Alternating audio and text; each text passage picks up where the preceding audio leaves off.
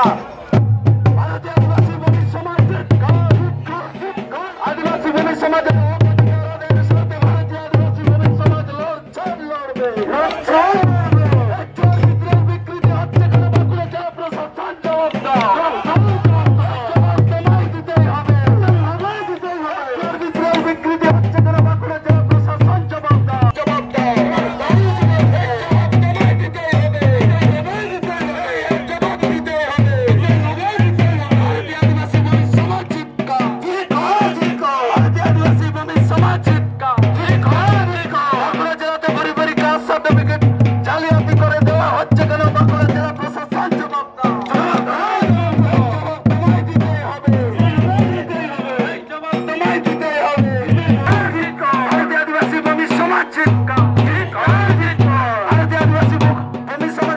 আদিবাসী ভূমি সমাজ বাঁকুড়া জেলা কমিটির উদ্যোগে আমরা আদিবাসী ভূমি সমাজের বিভিন্ন দাবি দাওয়া নিয়ে আমরা ডিএম শাসকের দপ্তরে এসেছি এবং প্রায় 200 মিটার দূরে পুলিশ প্রশাসন অমানবিকভাবে আমাদের সেই মিছিলকে আটকে দেয়।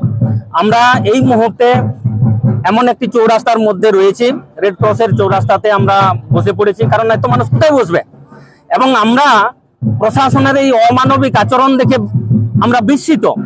ইতিপূর্বেও আমরা বহুবার বাঁকুড়া জেলা শাসকের দপ্তরে এসেছি আমাদের দাবি দেওয়া নিয়ে, অথচ সেই সময়ে এই ধরনের কিন্তু পুলিশ প্রশাসনের আচরণ আমরা কিন্তু দেখি নাই, যেটা আজকে দেখলাম। কারণ এত ভয় প্রশাসন পাচ্ছে কি করে? এই সামান্য মানুষদের বা এই একটা ডেপুটেশনের মানুষকে যদি পুলিশ প্রশাসন দেখে ভয় পায়, তাহলে আগামী দিনে এ রাজ্যে বা এই জেলাতে যদি আরো ভয়ঙ্কর কাণ্ড ঘটে তো পুলিশ তাতে কি পদক্ষেপ নেবে?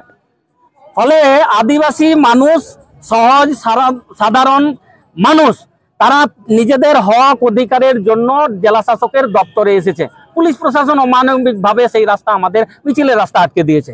আপনারা বিবেচনা করুন, আপনারা ভাবুন যে পুলিশ প্রশাসন এটা মানবিক করেছে না অমানবিক করেছে? এত ভয় কিসের? আমরা সাধারণ আমাদের সামাজিক দাবি দাওয়া নিয়ে আজকে আমরা এখানে উপস্থিত হয়েছি বাঁকুড়া জেলা শাসকের দপ্তরে। আমরা এই মুহূর্তে এই রেড ক্রসের চৌরাস্তা এই মুহূর্তে আমরা অবরোধ করেছি। আমাদেরকে যতক্ষণ না মিছিলে ডিএম শাসকের দপ্তরে ঢুকতে দিচ্ছে ততক্ষণ পর্যন্ত এই রেড ক্রসের চৌরাস্তা অবরোধ থাকবে। প্রয়োজনে আরো পিছনের যে রোডটা চৌরাস্তা রয়েছে আমরা সেটাতেও অবরোধ করতে বাধ্য থাকব, যদি না আমাদের মিছিলকে ডিএম শাসকের দপ্তরে প্রবেশ করতে না দেওয়া হয়। আমাদের দাবি আছে, ভূমি সমাজের একটা নিজস্ব ভাষা আছে, আমাদের মাতৃভাষা ভূমিজ ভাষা, সেটাকে এ রাজ্যের দ্বিতীয় সরকারি ভাষার স্বীকৃতি দিতে হবে।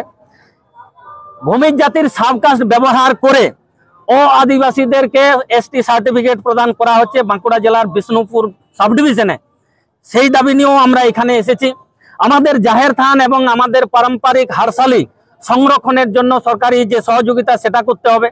আমাদের ভূমিজ জাতির পূর্বের যে জমির কাগজ, সেই পর্দাতে জাতি উল্লেখ থাকতো, ইদানিং কিন্তু জাতি উল্লেখ থাকছে না, যে কারণে আমাদের জমি অন্য হাতে হস্তগত হচ্ছে।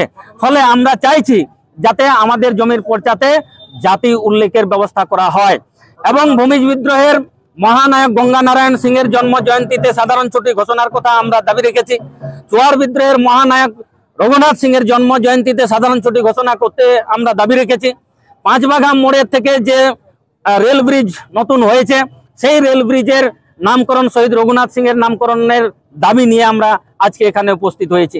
এই সমস্ত দাবি নিয়েই আমরা আজকে ডিএম শাসকের দপ্তরে এসেছি। আমার নাম তপন কুমার সর্দার, ভারতীয় আদিবাসী ভূমি সমাজ কেন্দ্রীয় কমিটির সভাপতি।